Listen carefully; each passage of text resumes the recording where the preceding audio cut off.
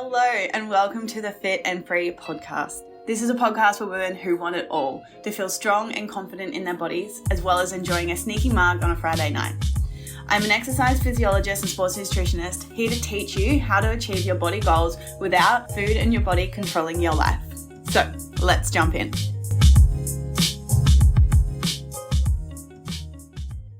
Hello you guys and welcome back to another episode of the Fit and Free Potty. So as you know by the title, this episode is going to be a beautiful flow on from last week's episode. So if you haven't listened to that episode, I highly suggest you go back and listen to that one first, because otherwise this one probably won't make much sense to you. I know this episode is going to be a long one, so I'm just going to dive straight into the juice today. So if you forgot, we are going through the 30 lessons that I have learned over my 30 years, because recently on March 3rd, I turned 30 years old. Super exciting. So like I said in the previous episode, it's just such a beautiful time to stop and really reflecting on my mistakes that I've made in my life and all the lessons that I've learned to help you move forward through maybe some of the things that you might be struggling with as well. So without further ado, let's jump into lesson 16. So lesson 16 is who you spend your time with and the conversations you allow impacts who you are and how you show up. Clean up the diet talk, talking about bodies, and ultimately talking about any gossip. I remember back when I was really struggling with my own body image and I was struggling with the diet and the calories I was on, that was a massive topic of conversation that I would be having with some of my friends.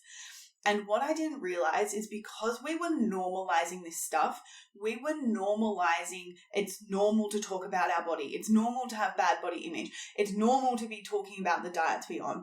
Of course, then that became our normal. So it was really hard to shift and change our perspective and our way of being because that was normalized for us. And it's so true. The classic, the 5 people you spend your time with is who you become. It is so true. So if you're constantly in and around, you're going into the lunchroom and everyone's talking about their diet they're on, diet talk in the lunchroom just grinds my gears. Of course, they're the conversations you're going to be engaging with. And of course, they're the things that you're going to be constantly thinking about and then obsessing over and then, not being happy. And then just constantly, because you're not happy, then maybe you're going to jump to a new diet or then, really get stuck in body image and being really consumed by it.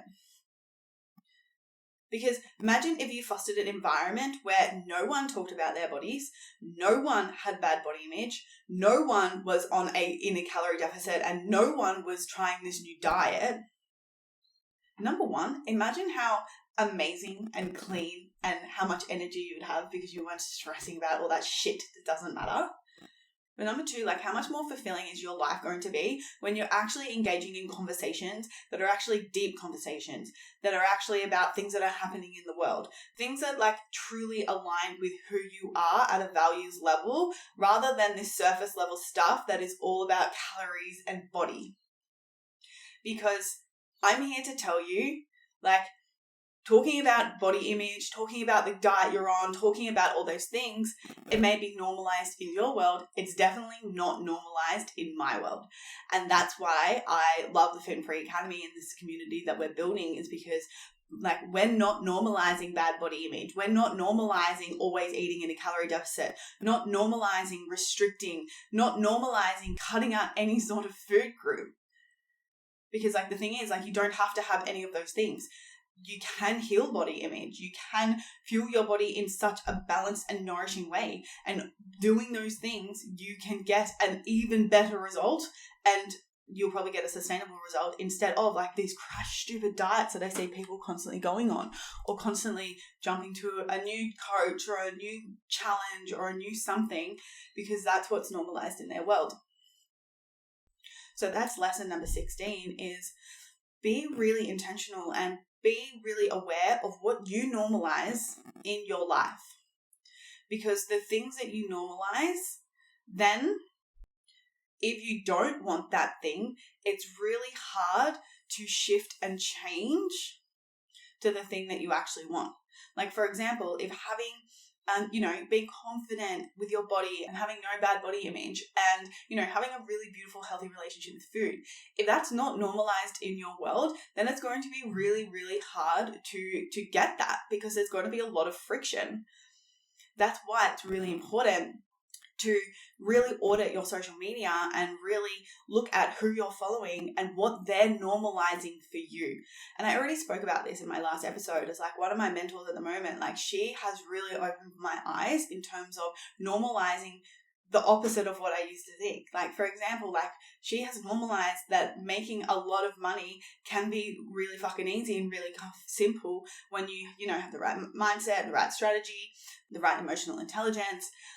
But like, if I didn't follow her and if she didn't normalize that for me, then I wouldn't know that that's actually possible, because we're so conditioned into our world of like working 9 to 5, you're going to earn this amount of money, buy a house, have kids, the traditional story, and that's normalized.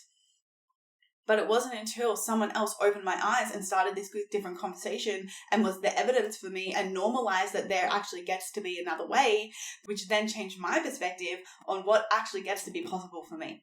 And this is exactly the same when it comes to nutrition, your body, exercise, all the things. So a really big lesson here is making sure, like, look at who you're following and look at what they're normalizing for you. Look at who you're having conversations with on a daily basis in your friend groups and what are you guys normalizing. I'm really passionate about this one because I myself used to normalize, it's normal to have bad body image. It's normal to feel guilty after you eat food. It's normal to want to restrict yourself after you eat something bad, which is all bullshit. All those things are absolute bullshit, what I know now, and that's what I'm normalizing. So that can be a really beautiful reflection point for you, like literally right now, like ask yourself, what am I normalizing in my life that I actually don't want? Lesson number 2 is feel the fear and do it anyway.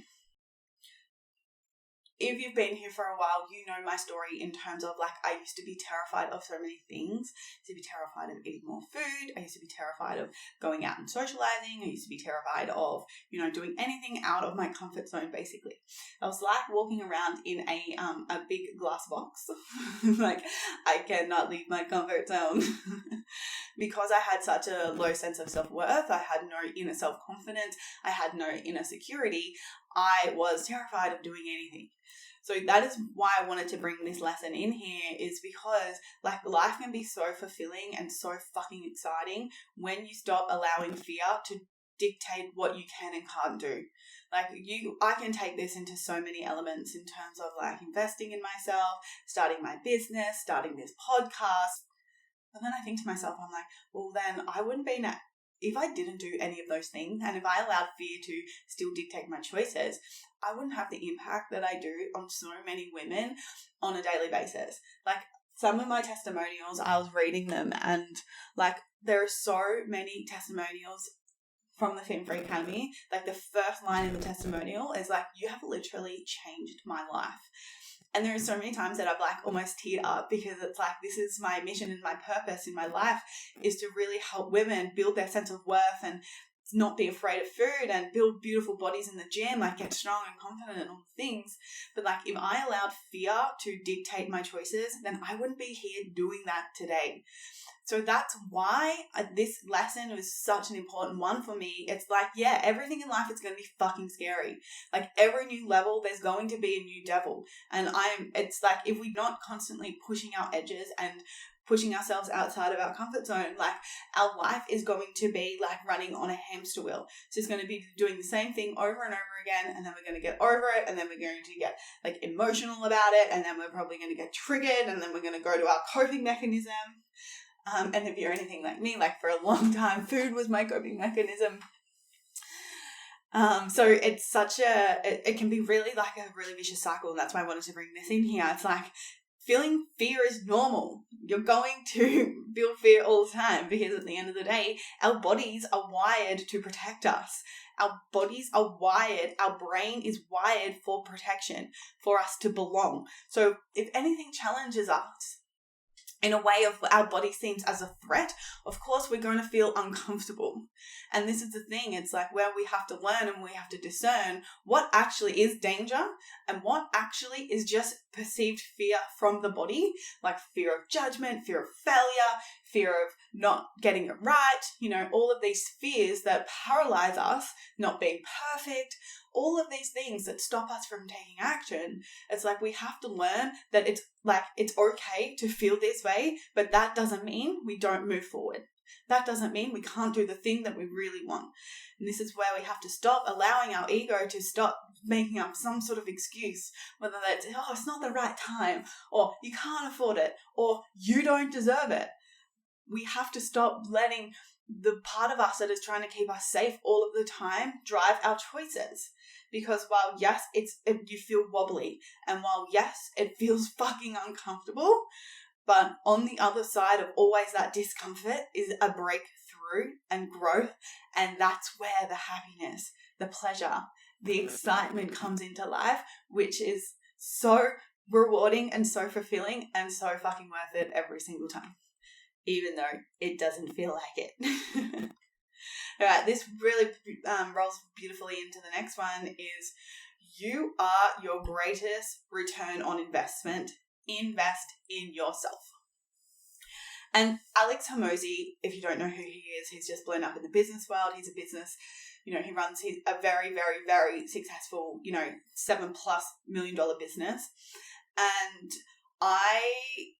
personally, I've been investing myself since the minute I finished university, because the minute I finished university, I went straight into a full-time job in a physio practice, and I was like, holy fuck, people are trusting me with their rehab right now. I need to know what I'm talking about. And because of my pattern of lack of self-worth and lack of confidence, and because of my perfectionism of I want to be good. I have a standard. If I'm not being able to be good at something and I can't, execute something at the standard that I want, it kind of derails me. I don't have it anymore, not as near as I used to, but because of those two things, my lack of inner self-confidence and my lack of belief in myself and my perfectionism traits, as soon as I finished uni, I was I need a mentor. I need to get help and I need to improve because I really want to be able to be good at what I do. So instantaneously, as soon as I finished uni, I started working for a couple of months, and then I was working in the company to be getting mentored. I would always shadow physios, and I would always, go to Pilates classes to learn more about Pilates. I was always, upskilling and learning. And to be fair, I still do this because I really value growth, but I was always putting myself in these situations to learn and learn and learn.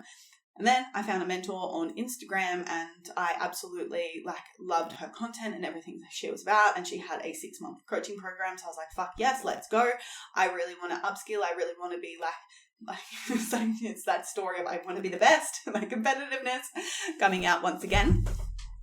So what I know now, and going back to my story of Alex Hormozi, he said it really beautifully himself in terms of you are your greatest ROI. And what he meant by that is the more knowledgeable you are, the more skills that you have, the more valuable you're going to be to someone else's business or to your own business. And a beautiful example that he used was someone that worked in a restaurant that also had a bar, right? And then he said that if you're a waitress, you're just, you're working your 9 to 5, there's you can go up into a manager role, and then above that, there's not really much more that you can do in that role. But then he goes on to say that, well, because there is a bar there, and then if that person then invests in themselves in terms of getting their liquor license, their RSA to be able to serve alcohol, all of a sudden, they're more of an asset because now this person can also work in the restaurant. This person can also work in the bar. They've got more skills. So all of a sudden, this person is more valuable to the business owner. So therefore, they're more likely to either get more hours or potentially even get a raise because they have that bigger skill set.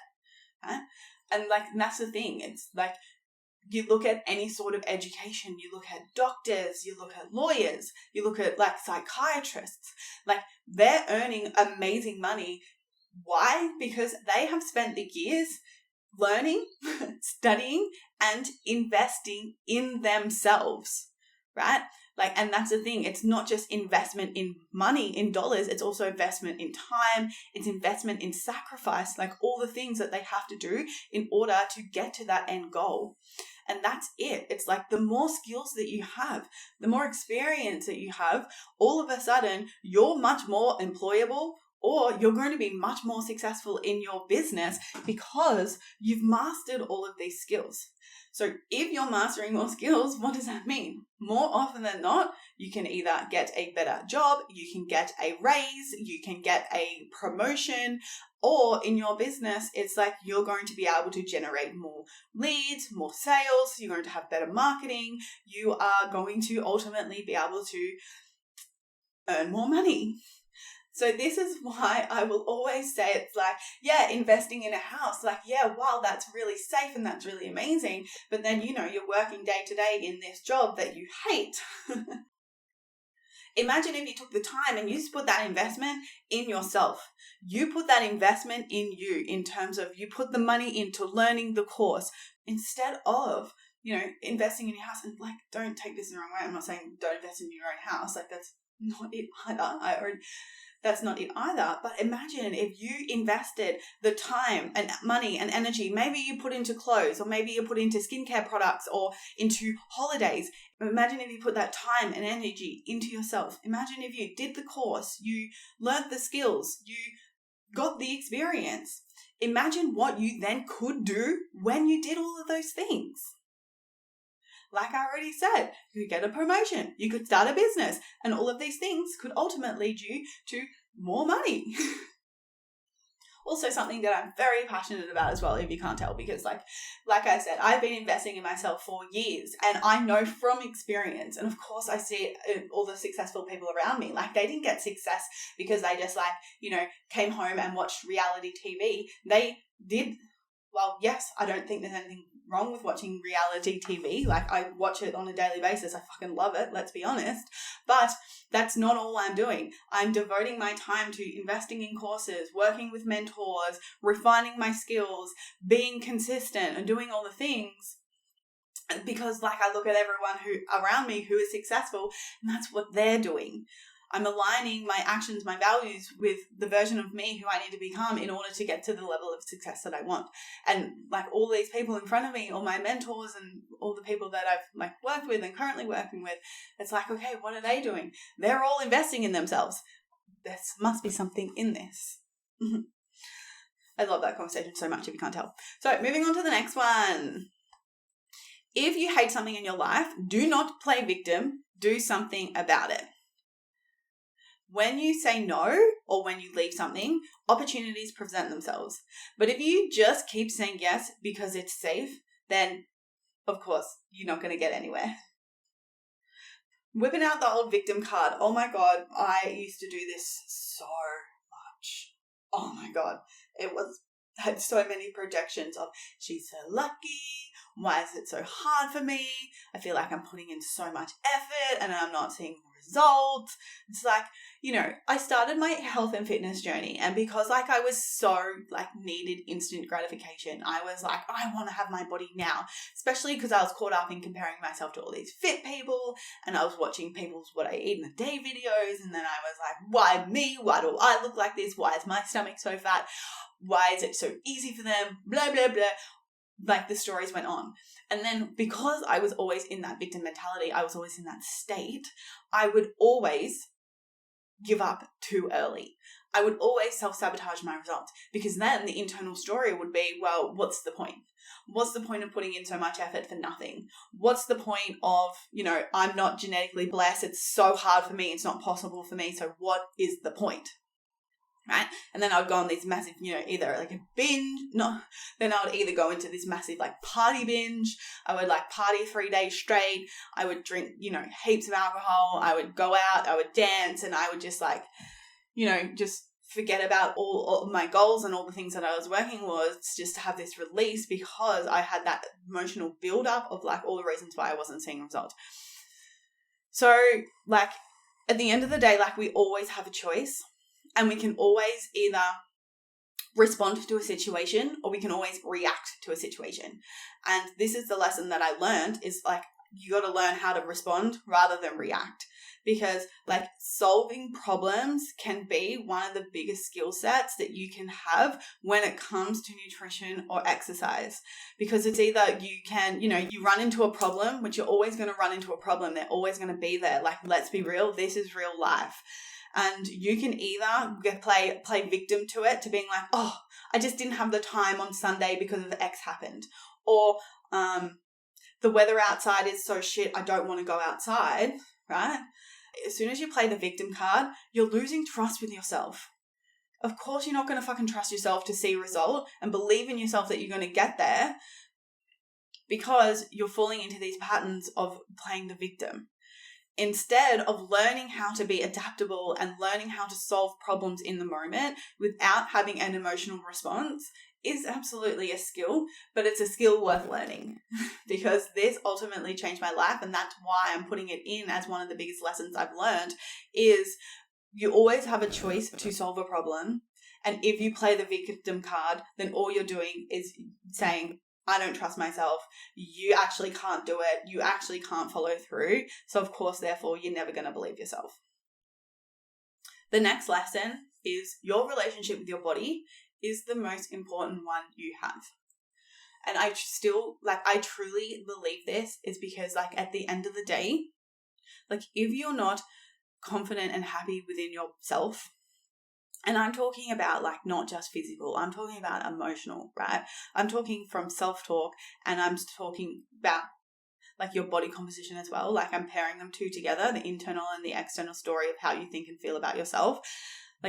It's going to flow into everywhere, not only your relationship with food and your relationship with exercise, but it's also going to flow into areas of at work and being able to, make decisions, lead a team. It's going to be able to, being in at work and having the balls to actually say what you think and speak up and be noticed and, actually show your strengths and your talent.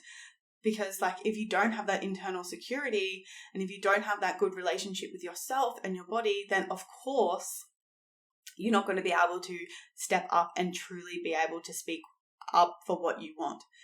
And this is why, number one, of course, internal security is everything.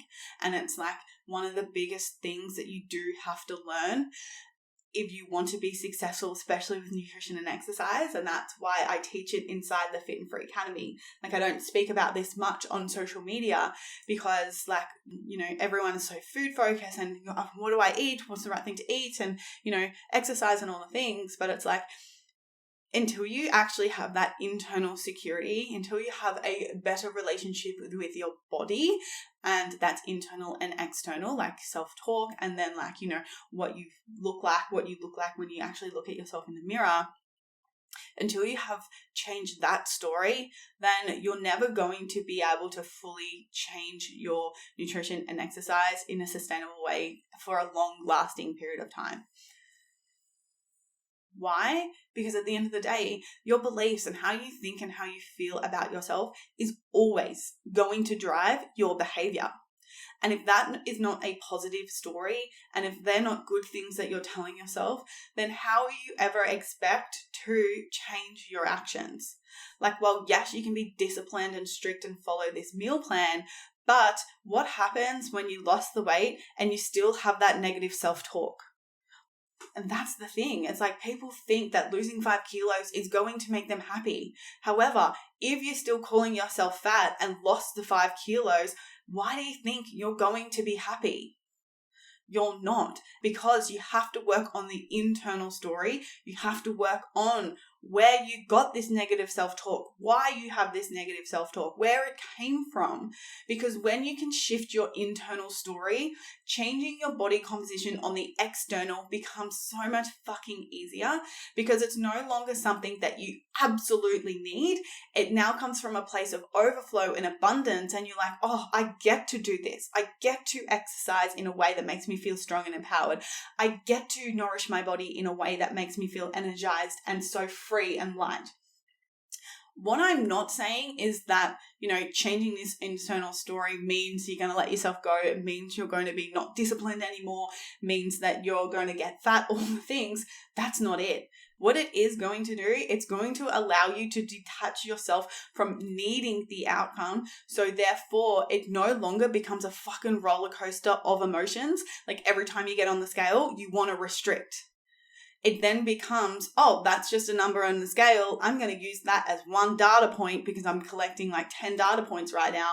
And I'm learning and understanding what this food actually does to my body, and I'm learning how my body responds to these things, right? Because when you can take power over all of it, and when you actually understand why it's happening and what's going on, it's no longer this emotional reaction to like a number on the scale or your pants feeling tight.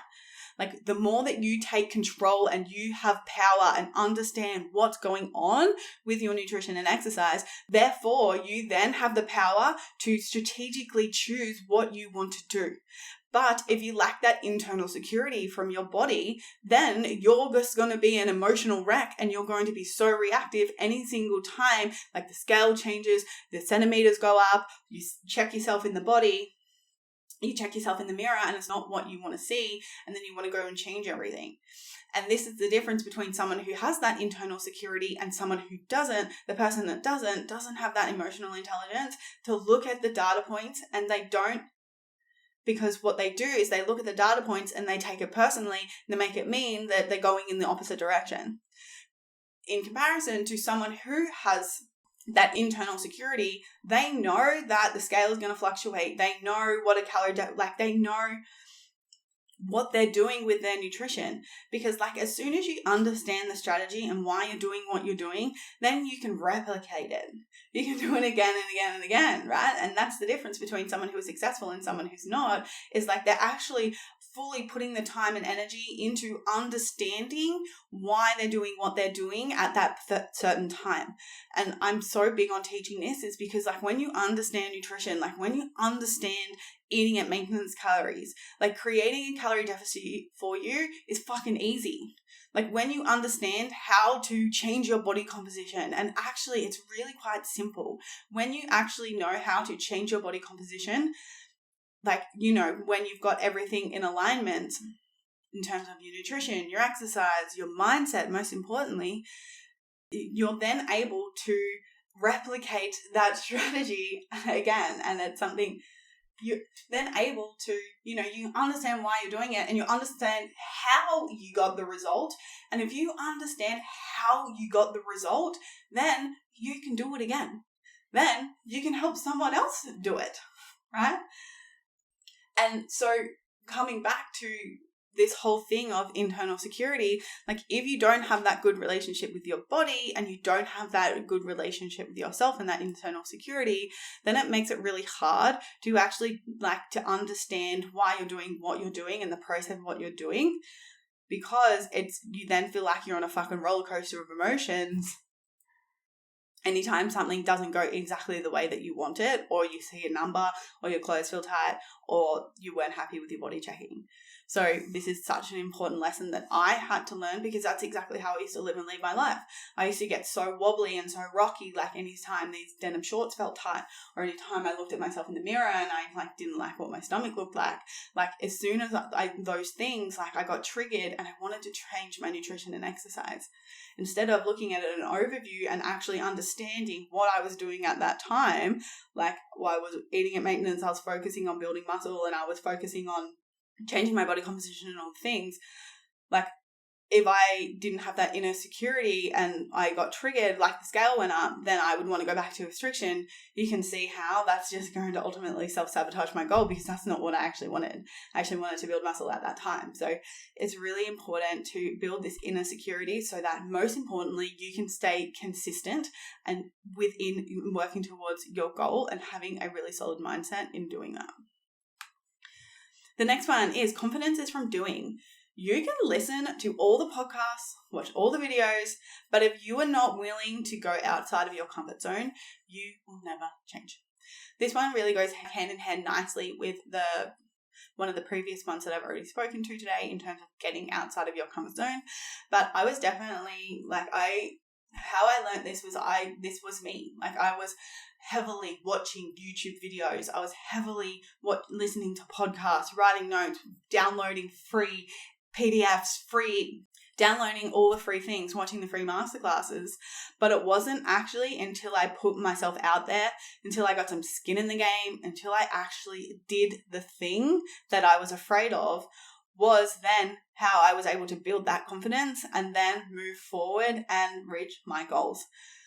Because that's the thing, like I used to watch so many YouTube videos on how to increase my calories without gaining weight. And I would used to follow people on TikTok and, binge their videos. But because I had that internal fear of I was so afraid of weight gain, I was never able to move myself forward with it. And that's why eventually I had to work with someone to help me move through these fears and overcome all these blocks and these limiting beliefs to get to where I am now. But if I never actually took the action, I wouldn't be here.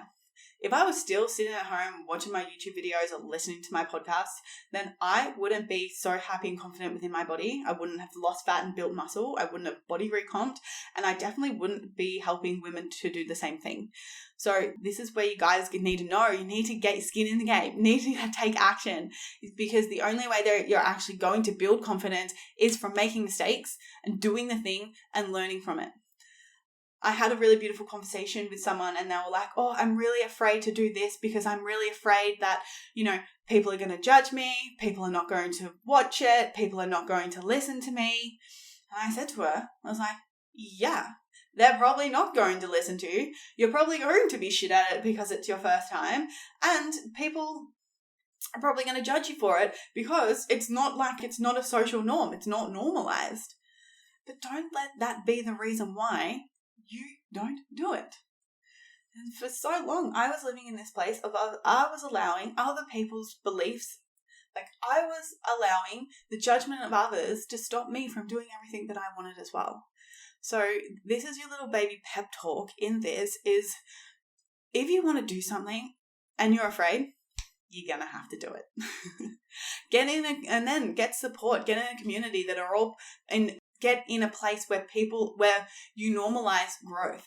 Get in a situation, and this is why I love the Fit and Free Academy community, because it is a group of women who are all willing to put themselves outside of their comfort zone to grow. It is so powerful to be around like-minded women who are all doing the same thing in terms of putting themselves in a place that's uncomfortable. Putting themselves in a place where they're eating more food, they're training less, but they're training smarter. It's scary. It's hard. You're challenging your beliefs that you've had for your entire life. But then how fucking powerful is it for you that you then get to be in a community of women who are all feeling the same thing, who are all going through exactly what you're going through. This is why I love masterminds in business. This is why I love group programs, because you now are, surrounded by like-minded women who are also putting themselves out there, who are also in that same energy and in that same mindset of like, yes, this is what I want to do. This is how I want to grow. Like, let's go. Let's normalize these conversations. These are the conversations that we normalize now. Back to the normalization conversation is surrounding yourself with the people who want exactly the same thing for you can be a catalyst for your growth. So that is why that lesson is definitely confidence from doing, because you're never going to have the confidence if you keep just being safe. The next thing is, if you want to achieve more in life, especially if you want to be successful with your body composition, you have to be willing to do the same thing over and over again for long periods of time. Stop flip-flopping and falling trap to shiny object syndrome. I had to learn this first in my nutrition and exercise, and then I had to learn it in business as well. Because at the end of the day, nutrition and exercise and business it's the same. They're skills that you've got to learn. You have to learn the skill of nutrition. You have to learn the skill of exercise, and you have to build a resilient mindset in order to be able to be consistent with those two things. What I know now is business is the same. It's all the same. They're principles, right? It's not like something new that these people are just making up. Like at the end of the day, everyone's learning the same thing. Every nutritionist is learning the same thing. Every exercise professional is learning the same thing. Obviously, some people have been learning for longer, so they're going to be more knowledgeable. That's just how it is. And that goes back to that, like investing in yourself, you being your greatest ROI. But at the end of the day, like, it's all principle.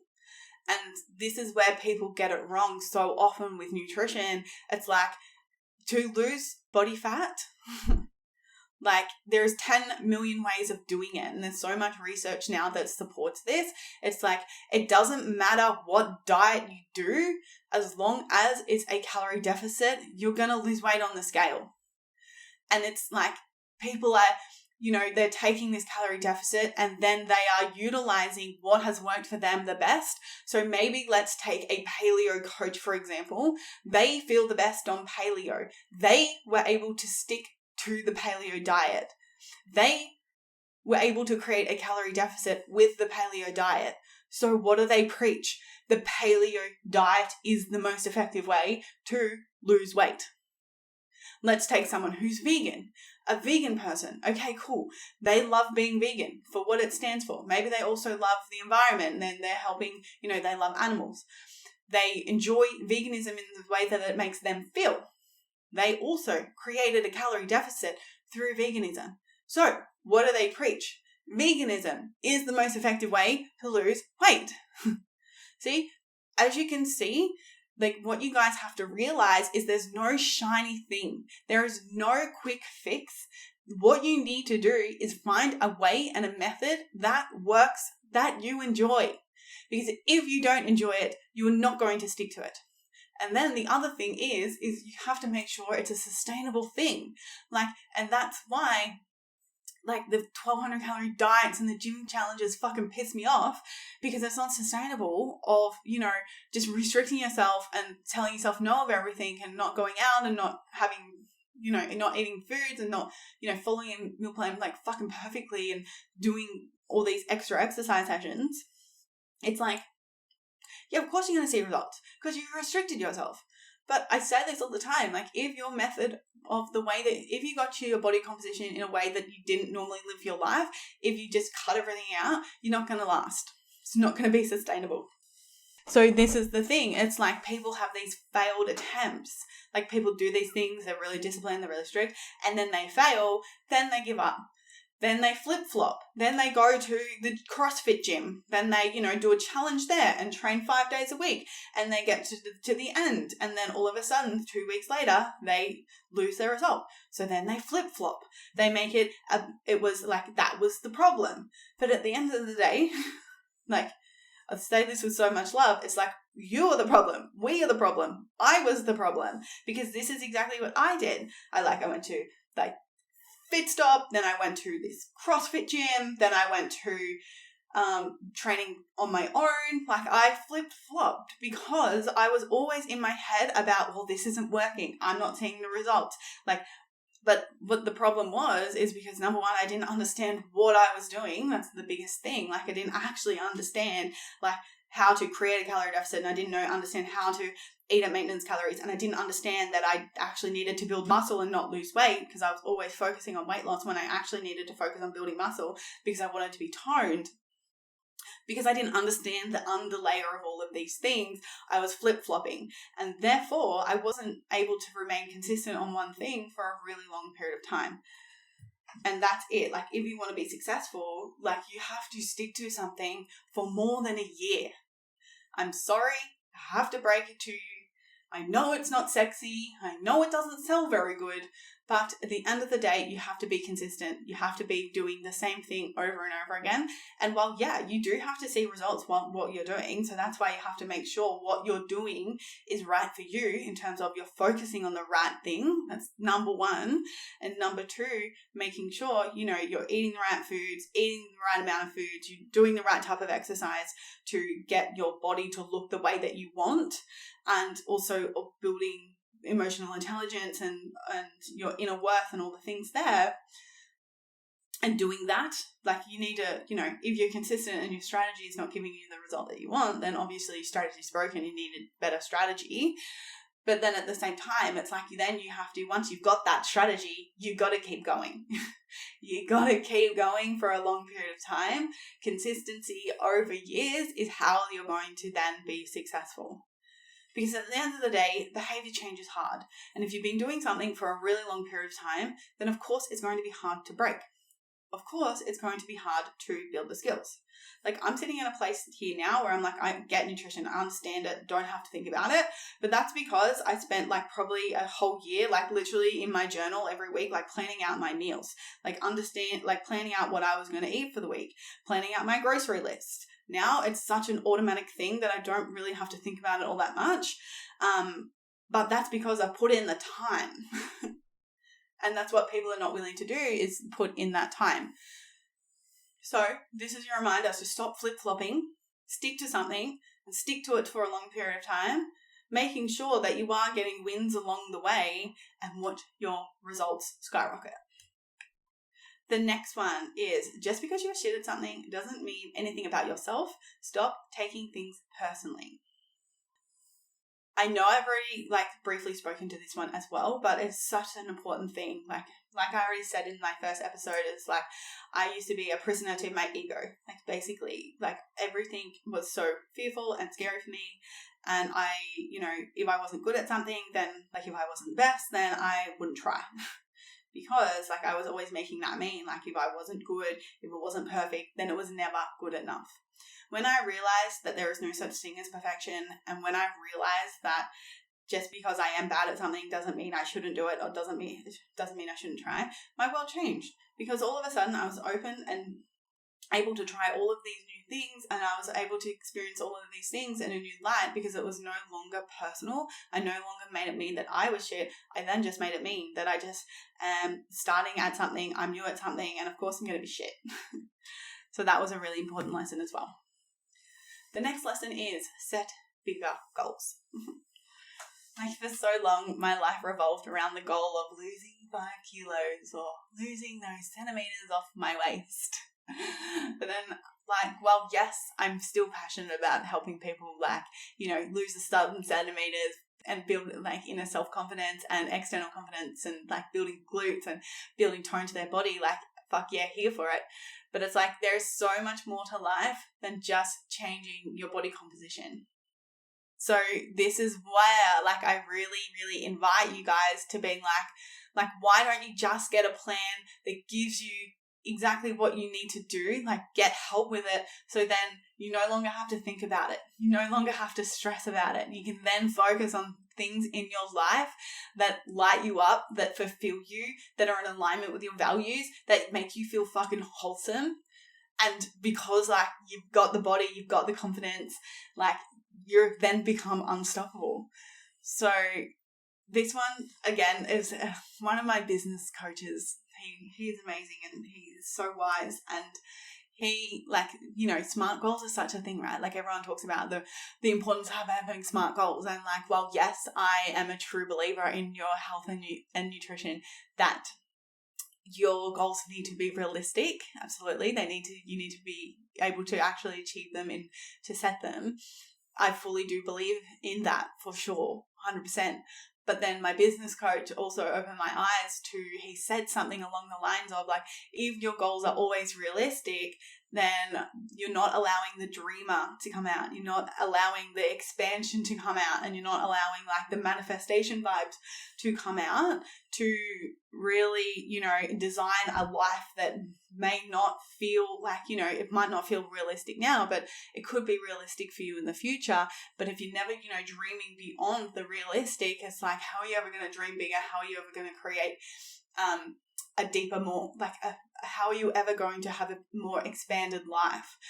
And when he said that, I was wow, there's definitely something in that, because you can set goals. You can set goals for your business. You can set goals for your nutrition and exercise, or your career, or whatever it may be. And while yes, it feels fucking amazing when you set some realistic goals and you achieve them, it's playing into the energy and playing into the vibe of oh, what if I was able to make this amount of money and travel the world and experience this in this way?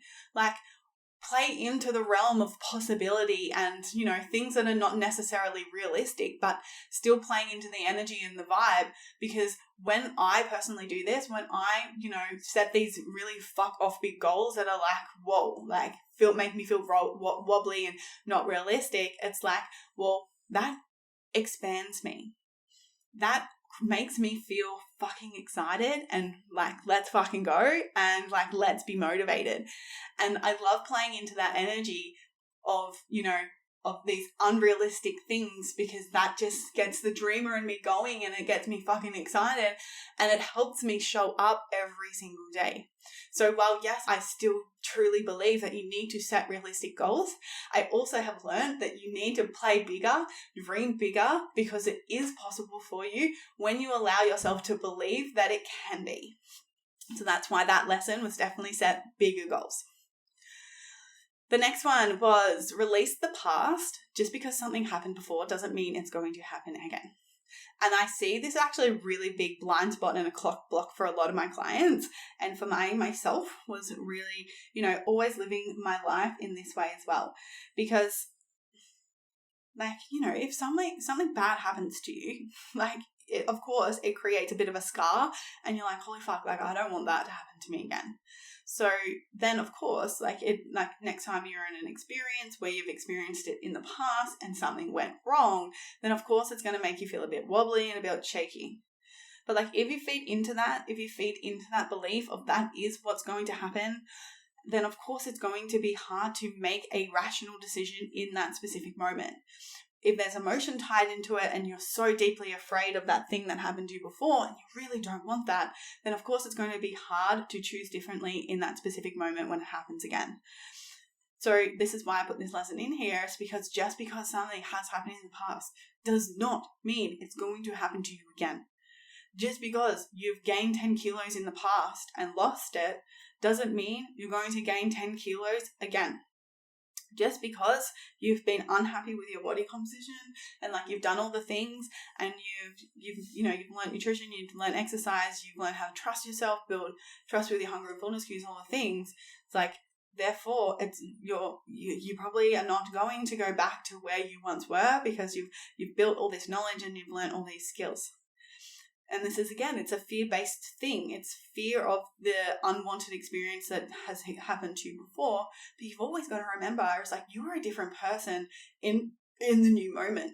And when you can really anchor into, hang on a minute, I'm using that past experience as actually a lesson, then of course that thing, obviously not certain, isn't going to happen again because you've been able to learn from it. So instead of being like fixated on, oh, fuck, this has happened to me before, I'm so afraid of X, Y, and Z happening, you can reframe it to, well, this has happened and I have learned from that. So therefore, it's going to help me make a better decision next time. The next lesson I wanted to share that I have learned is make decisions based off your values. So for a really long time, like I didn't even know what my values were. I was like, what's a value? But what I know now and what I know to be true is like anytime I get in a sticky situation, when I get a little bit reactive and when I get like a bit like fired up in terms of like emotional charge, when aka my ego comes out, I can tell the difference now between like I'm making this decision based off fear, or it's an ego response, or I'm coming back to my true self and what I truly want based off my values.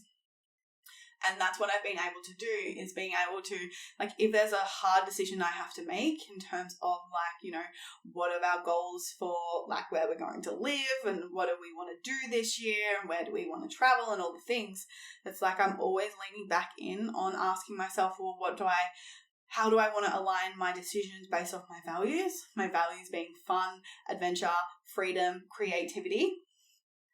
Like, how can I lean back into those things and, like, making the decision, does it feel right, and align with those things? And if it doesn't align with those things, then, of course, it's not a smart move to make. And not for a long time, I didn't have that internal compass to lean back on to then help me make those decisions. But since making those decisions, it's been so much easier to you know, make the right decision for me and feel fucking solid in it. Like a really beautiful example of this was this year, at the start of the year, we were like, okay, do we want to move back to the Sunshine Coast and like start our life? Or do we want to, do we want to travel again this year? And like, these were some like pretty like hectic conversations, because I was like, well, we can move back, set up our home, you know, start, you know, not settling down, but like start to, you know, live more of a in one spot sort of life, a normal life, say whatever word you want to use there.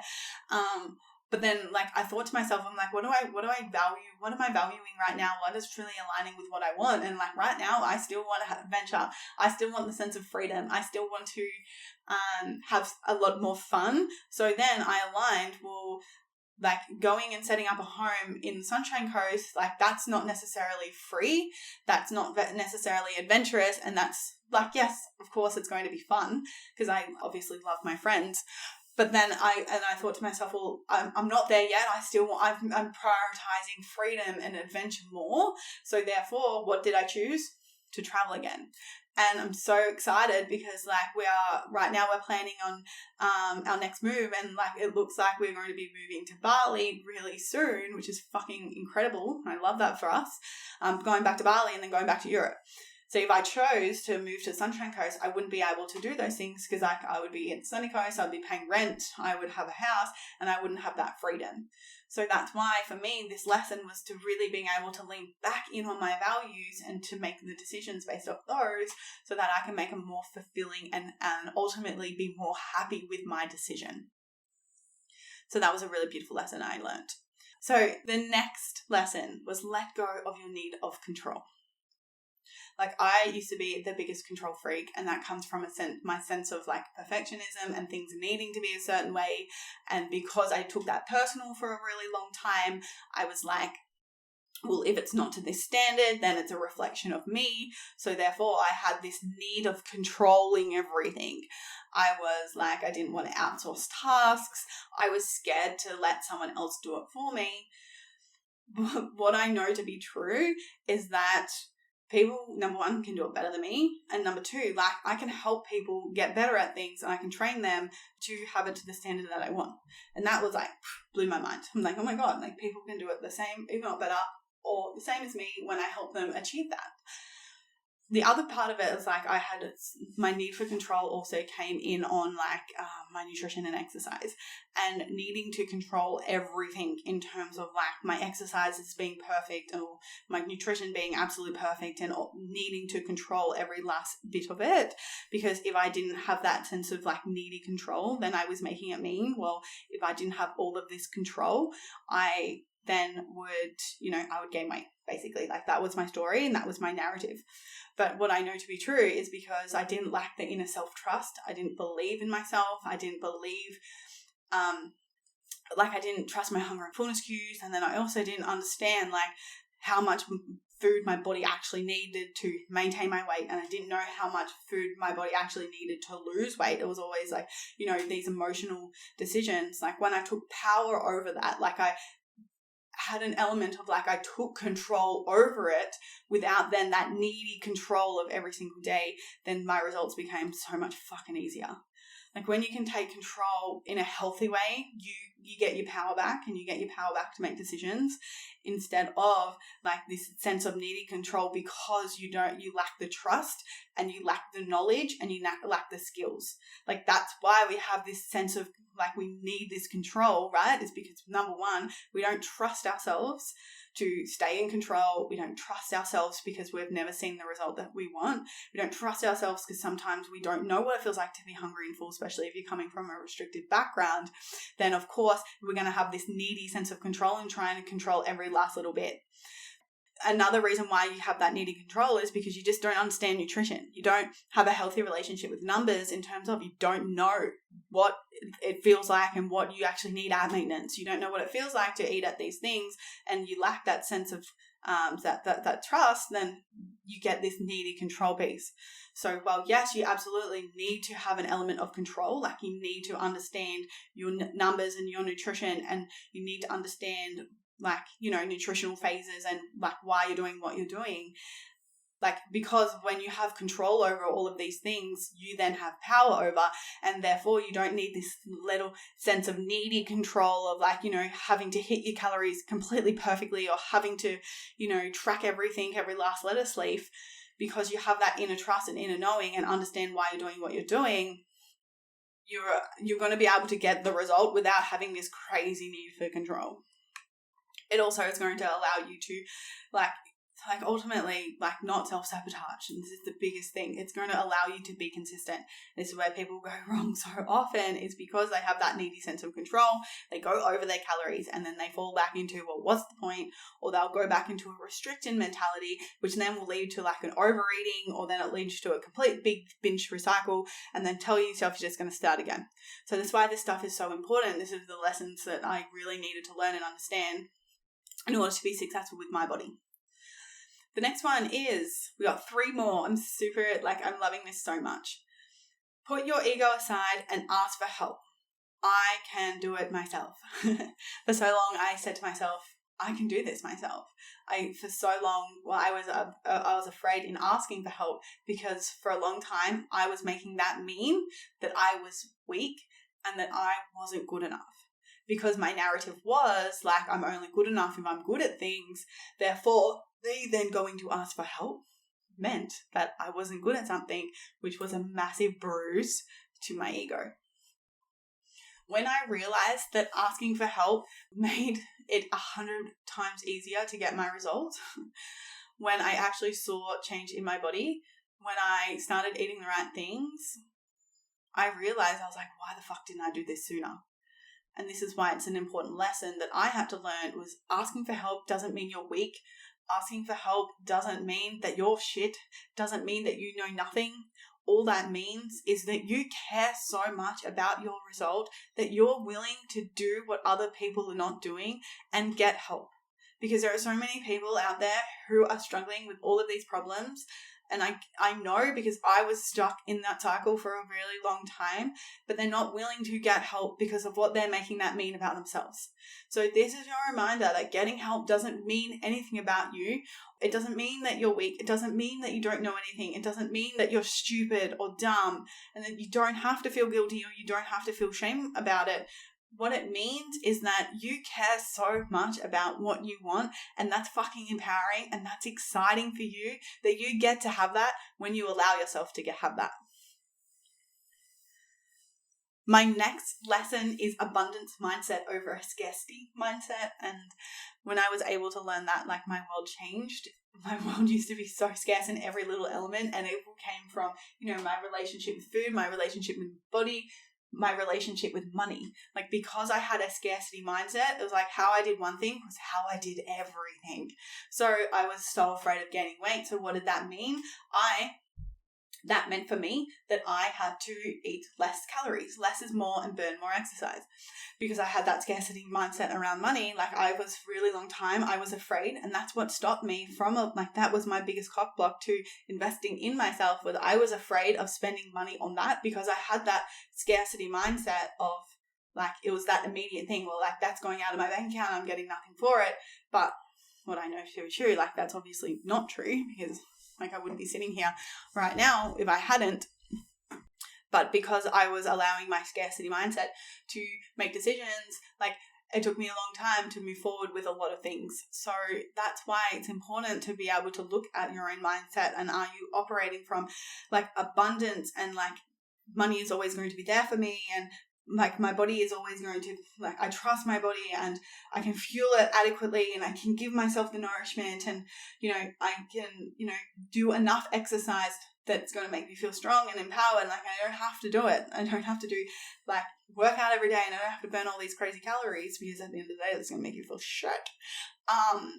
But being able to sit in that abundance mindset and make decisions based off that, it's going to allow you to make decisions based off what your true self wants, rather than what your ego wants. And that was a really big lesson that I had to learn.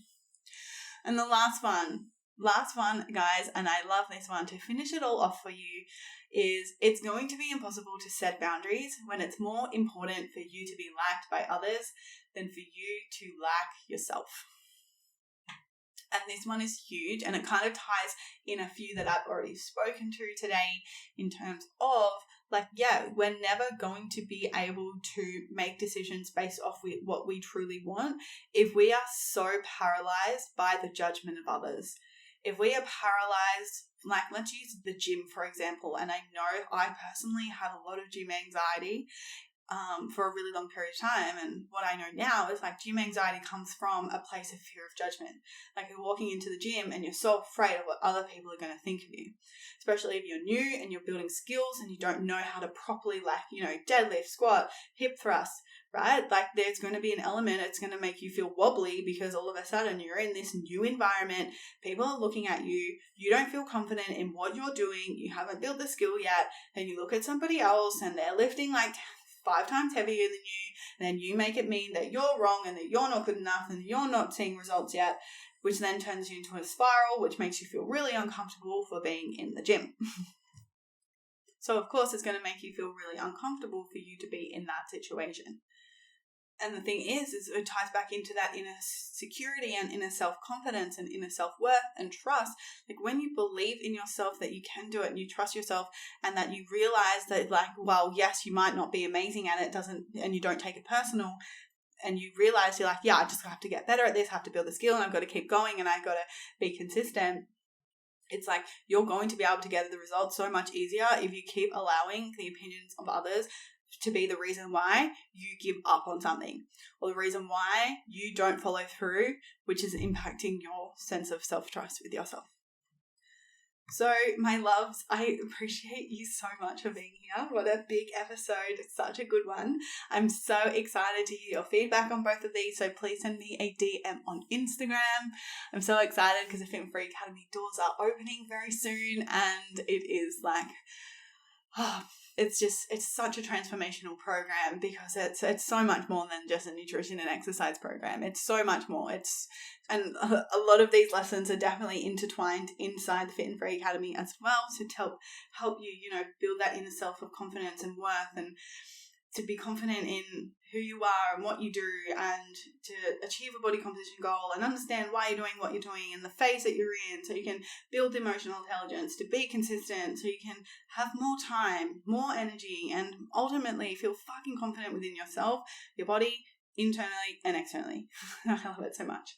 So my love, thank you for being here. I love you always, and I'll see you guys in the next episode.